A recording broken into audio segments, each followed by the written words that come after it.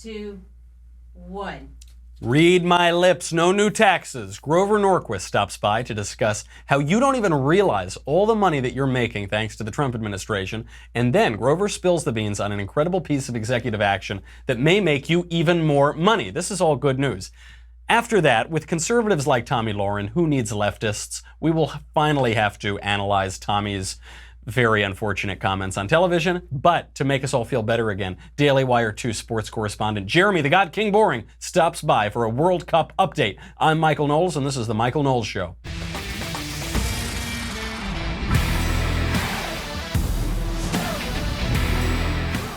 There is so much going on today, I don't even know where to begin. Obviously, the Trump judicial nominee, the Supreme Court nominee, has not quite come out yet. We're hearing little rumors. I don't want to report on it quite yet, but we'll have more on that tomorrow. Some other great news. I am going on tour. I am coming to a college near you. There's a time and a place for everything, and that place is college. That's right. I'm teaming up with YAF, Y-A-F, Young America's Foundation, to go on a college tour this fall. It's going to be a lot of fun. You can check out, they just did a story on it at yaf.org.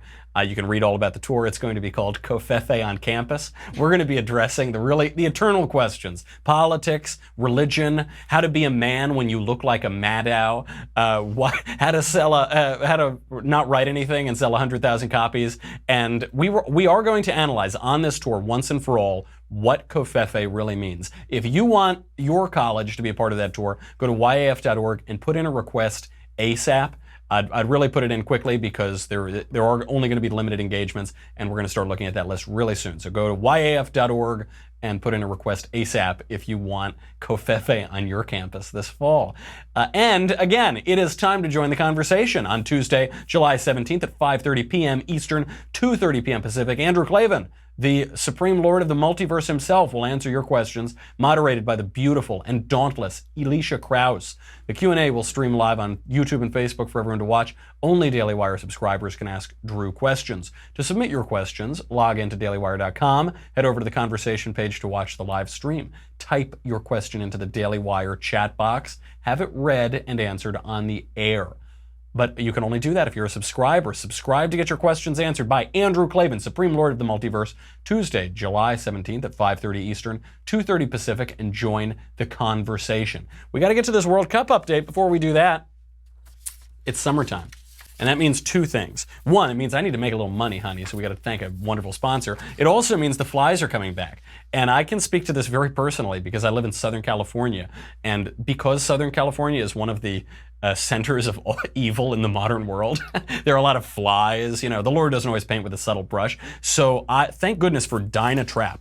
Dynatrap's indoor fly light is the only effective solution to indoor flies I have ever seen. I use these constantly.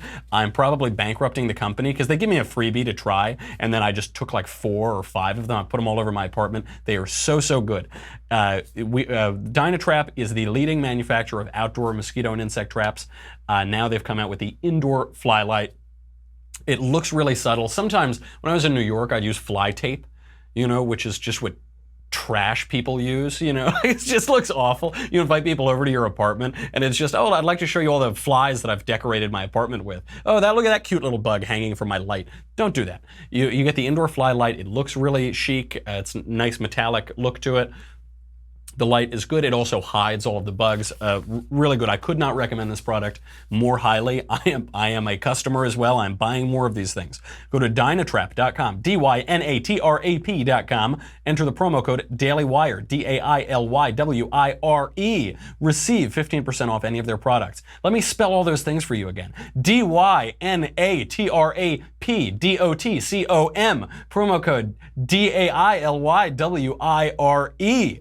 LMNOP, QRSTUV, WXYZ, 15% off their products. Promo code DailyWire, Dynatrap, the safe, silent, simple solution to household insect control. Without further ado, I do want to talk a little bit more about what's going on in the news and about this YAF tour. Before that, I need an update from the world of sports. For that, we turn to our sister network, Daily Wire 2 sports correspondent Jeremy the God King Boring.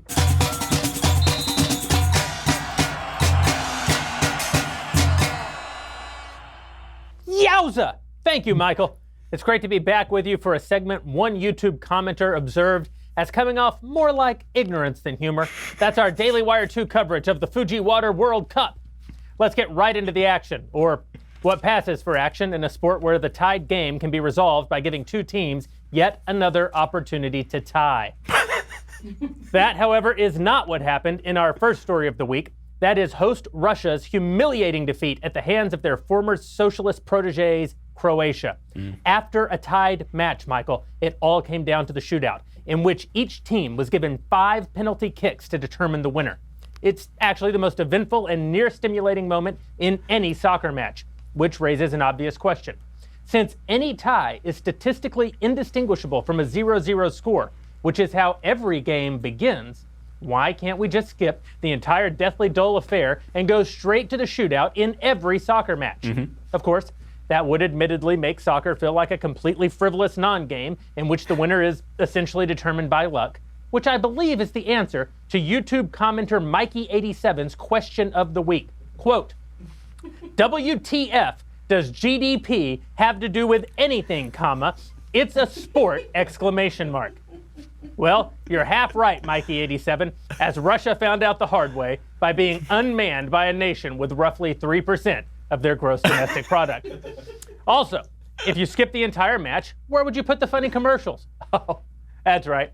There aren't any funny commercials in soccer, since no human being anywhere on Earth has the kind of willpower and discipline over their attention span to actually wait even longer to see what's going to happen in the next slow-moving children's game in which not a single thing has ever happened since that one guy was hurt ironically while faking an injury in 1957. Also, most people for whom this dreadful exhibition is their only escape don't have the individual income to purchase things in the first place. Still, the biggest news of the week, at least for Anglophiles, was England's defeat of Sweden, both in GDP, 2 trillion to 511 billion, and in gameplay, 2-0. That's right. England has officially made the semifinals, bringing their #1 best-selling single dream one step closer to reality. It's coming to the house. Of course, I know that many of our viewers, as proud and patriotic Americans, are wondering why we here at the Daily Wire 2 haven't devoted a bit more time to covering America's standing in the current worldwide tournament. We too have been confused as to why we haven't seen Old Glory waving above more matches. Fortunately, angry YouTube killjoy Morosa pointed us to the answer with this edifying comment. Quote, clearly you're triggered because the U.S. couldn't qualify against the likes of Panama and Trinidad and Tobago, LOL. Candidly, Morosa, this sports journalist had no idea, as I, like almost every one of America's native sons who didn't grow up doing missionary work in the third world or being a girl, never contemplated this farce of a competition, even once since I was 5 years old and learning basic motor functions. I am, however, certainly triggered now that I know. You mean to tell me that despite having a GDP equal to 25% of the world's total economy, owning the world's reserve currency, having the finest athletes in the world as evidenced by almost every metric, including having won more medals than any other country in the Olympics by double, having the longest enduring constitutional republic in human history, and having almost single-handedly invented all of the splendid wonders of modernity, and having kept the free nations of the world largely safe for more than a half century, America can't beat a Caribbean island nation with fewer than 1.5 million people and a GDP lower than that kid who invented putting pictures of your food on the internet for people to like? Why, I dare say, one begins to wonder if this whole soccer business is even a fair measurement of human accomplishment at all. Michael, yowza! Back to you. Well, a really thorough report, Jeremy. I really appreciate that. I was wondering, would you say you spent more time looking at the YouTube comments on our segment or watching the World Cup? Yowza! Back to you. Terrific. Well, I can't wait for the next update. I do have to ask, as I think are all red-blooded patriotic Americans, how much longer is this World Cup going to go on? Hell if I know, Michael. Well, I got to tell you, I sort of hope this World Cup keeps going on and on because I haven't been watching it. Yeah. I really, these segments have really kept me so abreast. I feel like I've learned something in every single one, and I hope the rest of our audience has finally learned something too. Jeremy the God King Boring, everybody. See you next week. Really thorough stuff. I'm really glad we finally started up that sister network, for all of that important sports coverage that we couldn't get to. Really great. So we had Grover Norquist come by. We're obviously all waiting for the Supreme Court nomination decision right now. I have noticed that people are just saying little gossip on Twitter and everything. All of the people in the Trump coalition who really matter to the Trump coalition from a wide variety of places in it, movement conservatives, Republicans, office holders, grassroots, activists, all this, they all seem to be pushing for Amy Coney Barrett, though it's unclear right now who it's going to be. We'll talk about that a little at the end, what Trump has to gain or lose from the possible nominees. I also am going to take on Tomi Lahren, and it kills me. I try to be so nice to people, and I don't want to destroy so-and-so or destroy or whatever, be mean to people within the broad tent of the right wing. Tomi Lahren has just gone too far, and she's slandered pro-life conservatives one too many times, and she's really spouting destructive nonsense. So we're gonna cover that at the very end.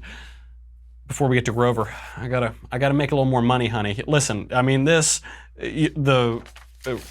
Grover's going to explain to us why we're all even richer than we think we are. I am giving you something right now. I'm going to personally make you richer by telling you about Mint Mobile. Mint Mobile is the solution to cell phones. You know this. You sign up for some cell phone plan, and then you think you're paying one price, and you end up, somehow your bill always comes in the mail, and it's just gigantic, and you think, why am I paying $100, $200 a month for cell phone service? The big in big wireless stands for a lot of things. Big contracts, big bills, big secrets. What companies like AT&T and Verizon don't want you to know is there's a way to cut down your wireless bill to just $15 a month. That is no joke. $15 a month. Your bill comes, it's $15 a month. Mint Mobile. You won't have to sacrifice service. You won't have to sacrifice anything. Mint Mobile is the game-changing company that's taken everything wrong with big wireless, made it right. Mint Mobile is proving to millions of Americans that getting your wireless bill doesn't have to be the worst day of the month. You can keep your old number, you can keep all of your existing contracts, you can choose between 2, 5, or 10 gigabyte 4G LTE plans. The big secret here, one of the reasons that cell phone companies are able to charge you an arm and a leg is because they are way overcharging you for data. So maybe you've signed up for an unlimited data plan. You say, oh good, I've got unlimited and I'm paying $1 zillion for it, but I have unlimited.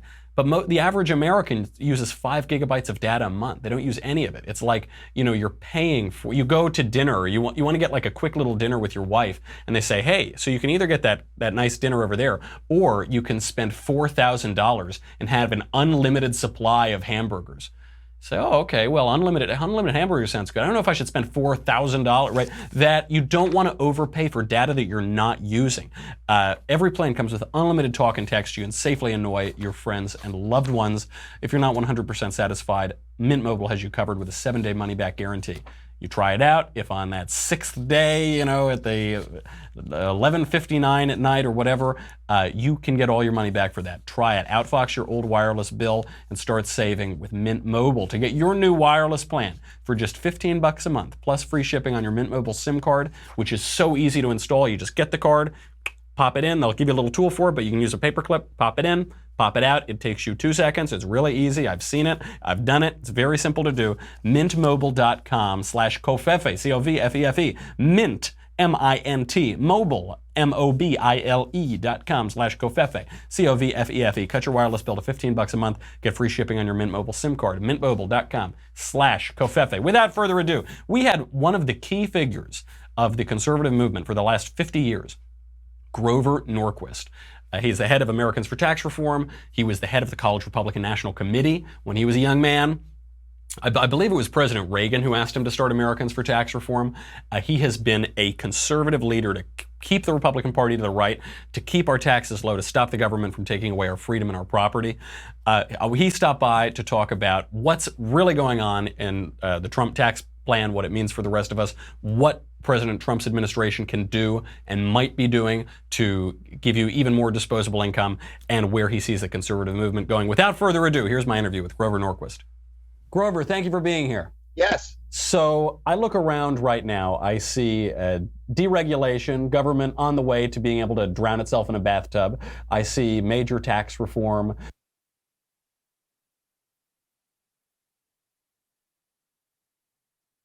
Grover, thank you for being here. Yes. So I look around right now, I see deregulation, government on the way to being able to drown itself in a bathtub. I see major tax reform. I see a movement for smaller government. I see more originalists on the court who are willing to rein in an expansive government. Are you ready to declare victory? I'm ready to declare that we're moving in the right direction. We have a long way to go because the other team took 100 years to mess it up. Half of the federal government was created in 4 years. Between 34 and 36, the New Deal, a bunch of entitlements, and between 64 and 66, that's 10% of GDP absorbed by government programs created in 4 years only. But to get there, they had to get a supermajority, pass it, back off, and lose the next set of elections, and then keep going with some steady upward movement, largely because of their entitlements. So we have a long way to go, but we are heading in the right direction on several parallel paths, as you say, regulation, taxes, even on spending. I mean, we're making some progress. Absolutely. It's difficult in 2016. You say, guys, we have careened off of this cliff. We need to do anything we can to pull it back in the right direction. On tax reform, which a lot of President Trump's critics said that it's never going to get through, they're not going to be able to pass it. He's able to get it through in his first year. Does tax reform need a better PR strategist? It seems like this should be much more popular than it is. It's a tax cut for virtually all Americans. And when you factor in the corporate tax cut, it is a tax cut for all Americans.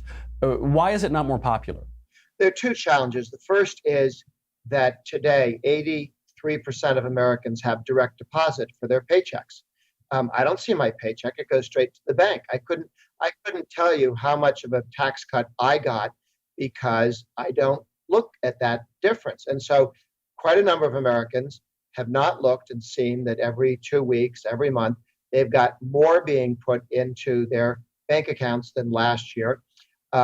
The IRS calculates that more than 90% of Americans have a significant cut in their taxes, which means an increase in their pay. Because one of the things we need to say over and over again is a tax cut is a pay increase for taxpayers. A tax cut is a pay increase for taxpayers. And 90% of Americans got that pay increase. In May, there was a jump in consumer spending. That some economists think that people actually looked at their bank account and said, hey, there's more than we thought. And they didn't notice it every 2 weeks, but they did notice it in May, and you saw spending move upward. The other challenge is we made fundamental changes in the economy that will be benefiting us for the next 100 years with more investment in the United States. $300 billion flowed back in the first 3 months of this year, $305 billion. $1.7 billion is expected over a 2-year period. That translates into higher wages. The economists say between $4,000 or $5,000 for somebody making between $50,000 and $70,000 a year. That doesn't happen tomorrow, but it goes up and it lasts the rest of your life in terms of that increase, sustainable pay increase because of more capital here in the United States. That's a great point. And when you talk about rearranging certain institutions and certain structures in the United States for longer term investment, for longer term prosperity, the tariffs have been in the news a lot lately. President Trump is threatening these tariffs with people who are ripping us off, who the World Trade Organization would say is playing unfairly. What are the risks? What are the rewards of this tariff fight? And how do you think it's going to play out? Well, Trump is right on 2 big points that we've agreed to tariff deals, to free trade agreements that are less advantageous to the United States than they should have been. This is after World War II. We felt sorry for everybody. They were all flattened. We were still doing reasonably well. And we gave away more than we needed to over time, both to Japan and to Germany, the people we vanquished, and our allies in Europe. Those need to be readjusted. And just as the fact that the Europeans don't pay enough for their defense, on NATO. We pay more than they do, and it's their neighborhood we're defending. Right. We're not worried about the Canadians whacking us. Well, not since 1812 anyway. Yeah. But so we do have to rethink some of this, and Trump is completely right, and the Europeans go nuts because they've been on a free ride for a long time, and as have some of our trading partners. He's right about that. Second point is that he wants to get to a more open and freer trading agreement, not to have permanent walls or barriers or protectionism. That's not what he's argued for. He has threatened tariffs in order to get their attention to reduce tariff barriers. And some of the agreements that seem to be coming will do exactly that. The danger, that his goals are good and important.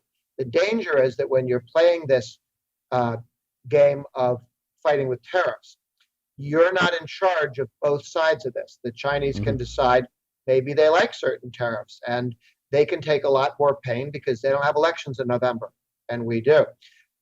So a trade war that goes on, as opposed to a conflict and argument and trying to come to a better agreement, one that's even going to be better for the Europeans and other trading partners over time. I think there is that danger that it spins out of control, and we end up with the Hatfields and the McCoys. Nobody can remember who was punching who, why, but we keep punching each other. That is a danger. It's happened before. But I do think that with the people around Trump and Trump himself, they understand that the goal is more open trade because we win that. But we also need to keep our taxes low. We were handicapping ourselves when we had a 35% corporate rate, and communist China, 25%, we're at 35%. Does that make any sense at all? We shoot ourselves in the foot with trade, and then we'll yell at the Chinese because that's their fault? No, that was stupid things our government did to us. Our trial lawyer laws, our tort laws are destructive. No other country is as goofy as our tort laws are. We need to reform that. And our regulatory rules are much more damaging to us than any other country does to themselves. So some of the stuff we can just stop beating our own head against the wall. That's helpful. And the other, we need to tell the Europeans and the Japanese and the Chinese, we need to get better agreements. The president's committed to that. If we get that in the next couple of months, I think you'll see the stock market shoot through the roof going into November because it's a little bit slower than it could be. The tax cut's done very well, but there's a concern that tariffs could escalate. Could escalate, could wipe out some of those gains. And it is such a great point. A lot of those trade deals negotiated after World War II. You think now we're 70 years on, we don't need to keep, doling out the charity here. And same thing with NATO. I wonder, looking forward at the election, what can President Trump point to? Booming economy, record high employment, tax cut for virtually all Americans, on and on and on. Foreign affairs in a more stable place, the regulatory regime being slashed. I'm sorry? No war. No war. That's right. I mean, we could be here all day naming the concrete policy achievements of the administration. And so what the left throws out is allegations of racism or Nazism or he's a mean person and he's a sexist or whatever. How do you think that will play? You've been in Republican politics a long time. How do you think that plays in November? Historically speaking, probably Republicans should lose the House. How do you see things shaking out? Yeah, I think the Senate looks very good because of the playing field, because of the quality of the candidates we got. We're not running any more Moores in Alabama, running top quality candidates. How do you lose Alabama? How do you lose Alabama? It's unbelievable. Yes, it was not helpful. And had we gotten that, there are a number of things we could have accomplished this year that we just weren't able to, that we will be able to do next year. Now, I'm a little less worried about the House than some people because when they say the average over the last 10 elections is to lose 30, the reason that's the average is that when Clinton raised taxes, he lost 60. When Obama raised taxes, he lost 60. You average those with the two Bush years where they didn't really lose much at all and gained a little bit. 60 and 0 average to 30. But our guy, Trump, and the Republican House and Senate didn't raise taxes, didn't explode new government programs. And so I'm not sure that there's some sort of rule about 30. It's a historical accident, but I think it is if you raise taxes and throw on massive new spending programs, you lose a lot of House seats. So we do have to worry. The other team's very energized. They see their whole future evaporating in front of them. They see a Supreme Court that no longer drags the country to the left every 3 months with some new lurch. I mean, they think we're going to go whack back the other way. If we just got a Supreme Court which held things steady and let the House and the Senate and the American people make decisions, we wouldn't be dragged ever leftward. And there are some decisions on questions like racial quotas and property rights and how much power the bureaucrats have, Chevron deference and other issues like that, where I think we will see sizable shift as we did with the Janus case, which says 5 million people who've been forced to pay union dues, even though they didn't want to join the union, You don't have to do that anymore. That's huge. That's a tremendous step forward towards liberty, and has the side benefit of defunding the modern left. That is it, and that is the focus. I know some people, particularly Trump's critics on the right, they were just arguing over, how many Republicans can dance on the head of a pin. And of course, the object here is liberty, and liberty is increasing. The Janus case is a good example of that. Although we do see, even from the Tea Party years onward into this new Trump era of politics, a shift in the conversation from issues like deficits, the primacy of lowering taxes, increasing economic liberty. There is a bit of a shift into cultural issues. We're talking, Andrew Breitbart was fond of saying politics is downstream of culture. Now there are these larger cultural issues. Do you see that trend moving even more in that direction? Do you see that as opposed to the economic agenda, or do they work in tandem? Well, the establishment press, I don't know why people call it the mainstream press. They don't represent the middle of the country. Nobody watches. I think I get more viewers than MSNBC. I'm on the internet. But the establishment press, the three networks and PBS and stuff like that, they find cultural issues, left of center cultural issues, endlessly fascinating, because you can talk about them without knowing anything. Right. And you can also talk about them without any numbers involved that get in the way of your theory. Whereas if you want to talk about spending and taxes and growth, you do have some numbers that are kind of hard reality to bounce up again. We're better off expanding liberty. I think culture is downstream of politics, in the sense that if you give people more liberty, we now have 2 million people homeschooling. 30 years ago, only 2 states allowed homeschooling. We changed the law to allow concealed carry permits in more than 40 states. There's 17.5 million Americans with concealed carry permits. That changed the nature of the Second Amendment debate more than anything else. Not hunting. Hunting's been fairly stable, declining even. But people with concealed carry permits feeling comfortable carrying to defend themselves and their families have changed the culture. And with the decline in union power, meaning power over workers are more free to vote the way they want to instead of how they're told to. Hence, Trump and the Republicans carrying Ohio and Michigan and Wisconsin and Indiana and Iowa, all heavy unionized states that years ago the unions would have driven the vote and the politics in those states with coerced union dues. Now we have right to work in Michigan. In Iowa, they passed Act 10 like they did in Wisconsin, saying no more stolen money in politics. I'm not opposed to money in politics. I'm opposed to stolen money in politics. Right. That's a great point. And when you give people liberty, they will react. It is funny. You can picture two people bickering over politics and this and that. But then when you present them with the reality of prosperity, the reality of deregulation, the reality of just being more free to say what you want to say and do what you want to do and spend your money the way you want to spend your money, raise your kids the way you want to raise your kids, a lot of that goes away. There's an entire generation now, my generation, that grew up with really only foggy memories of economic prosperity. And I think the reality of that is really finally setting in. I have to harken back, because you're so famous for Americans for Tax Reform being this central force in conservative politics for decades. You also were the executive director of the College Republican National Committee. Yeah. Now, having spent some time with the college Republicans, I go to campuses and speak a fair bit. Do you see any shift there? Have you paid attention to what's going on the campuses? Obviously, the universities themselves have imploded because of leftist tyranny, basically. But what's going on with the conservative movement as it takes place on university campuses? Well, I was in college 74 to 78, and we were coming right out of the 60s. I was at Harvard, where the left took over buildings and trashed stuff. So the idea that conservatives today are put upon strikes me as this is not completely new. This has happened before. They were blowing up things in the 60s and the 70s with bombs and killing people. So the left on campus, the Weathermen and so on, the Black Panthers, these were serious, deadly, serious political structures. And now, they try and mau people, but even I think one of the advantages the right had coming out of the 70s was the boy named Sue phenomenon, which is to be a liberal. All my left-wing friends at the Harvard Crimson student newspaper was me and a bunch of Bolsheviks. And they would say things like, well, the death marches in Cambodia, they're bringing people into rural health clinics. That's what they would say was going on. And everybody in the room would go, oh, that's very nice that they're moving people into rural health clinics as hundreds of thousands died and were murdered.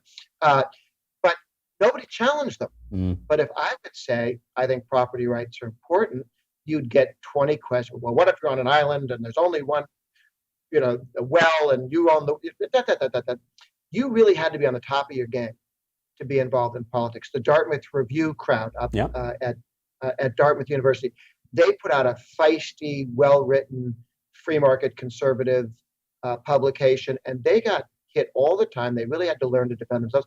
And a lot of talent came out of the campuses because they were oppressed, because they were asked 50 questions, defend yourself, defend yourself, defend yourself. And the left, guys like Gore, could go around going, I invented the internet. And nobody said, excuse me. Come again? Yeah. Question. And now they're even more lackadaisical on the left. They have a couple of magic words they say, diversity, and they're supposed to have won the argument, whatever that is supposed to imply. Well, now it's really the boy named Sue phenomenon, where you just have to call boys Sue. That's the and you say, okay, we can't question this. Okay. Yes, yes, it used to be a challenge, but I think our guys are tougher coming out of campus because of that, and will be again. You are totally right. I can attest to this just from my own brief experience. There was, when I was in college, the lefties had their Occupy New Haven protest, and they weren't going and taking over. I'm sorry. Why would you want to do that? I've been to New Haven. I know.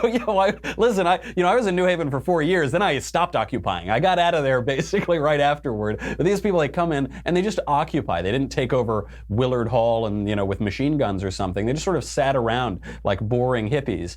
But for the 10 of us or so on campus who were conservatives, there were all of these jibes. You were constantly having to defend your thoughts. And this was really good because you actually did change your thoughts. It's why I recommend to people who write in and say, should I never send my kid to any left-wing institution? I said, no, send him to some crazy left-wing school. As long as he can defend his thoughts, it'll ruin him or it will make him actually understand what he thinks and think through his own conservative thought. At Yale, they had the Buckley program free speech gala a few years ago, and they had Yale students spitting on the attendees. They said, how dare you want to have free speech and consider other ideas? I mean, that's really the education that the left gets on campus. The right has so much more opportunity. I want to leave on this one question. Where do you see it going? From the campuses all the way up through the White House. What is next for the conservative movement? You've been at the center of it for so long. Where are we headed? Sure. The next big win is this Supreme Court appointment, which will give us a 5-4 control that really will rein in some of the abusive drift to the left. And that has nothing to do with President Trump, right? That's what my Trump critic friends on the right, that had nothing to do with Trump. Trump won. Romney forgot to win. Yeah. Okay, He just let it out of his mind, but it's I should have won. Yeah, darn.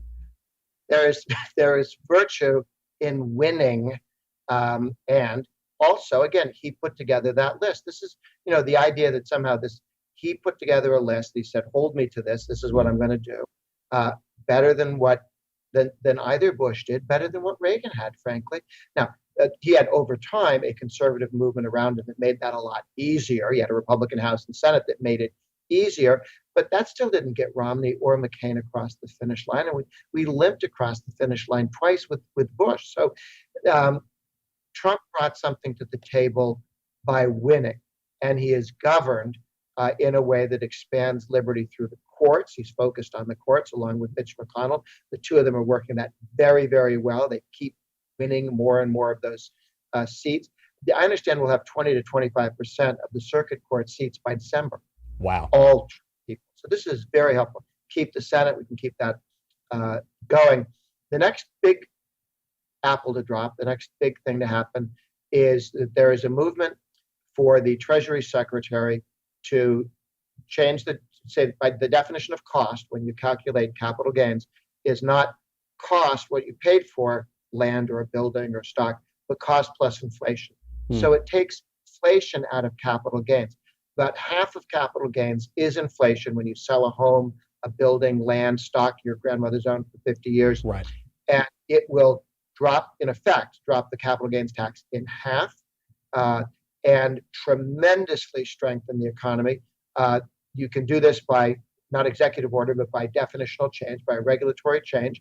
The Secretary Mnuchin of the Treasury said that if Congress doesn't do it, he may. Many of the people, half the cabinet I've talked to is for it. The entire leadership, House and Senate, supports it. Hasn't gotten a lot of attention, although the Wall Street Journal did a piece where Mnuchin said it'd be good for the economy, and if Congress doesn't act, I may. Okay, so I think that'll happen in the next 2 months. I think you'll see the stock market begin to go way up, very strong. Every house, all land, all stock would all be worth more because it's a hedge against taxes on inflation rather than being the tax on inflation, which makes selling an old house or an old land or buildings more expensive than it should be. So that should be a tremendous liberalization of the economy. Grover, I have got to have you back more often. I feel so good by the end of this. I was already feeling good with the way the country is going, but there's a lot of light on the horizon, and we can just look forward to it. Grover Norquist, thank you so much for being here. Good to be with you. Take it easy.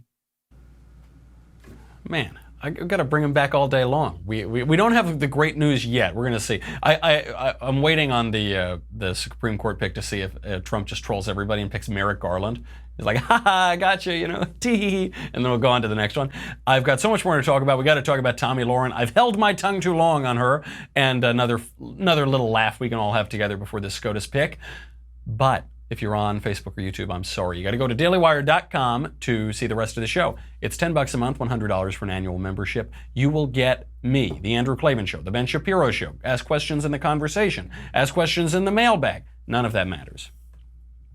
Because unless President Trump nominates Merrick Garland for the Supreme Court, which I don't think Vegas is putting a lot of money on right now, then tomorrow morning, most likely, we hope, knock on wood, you'll be able to just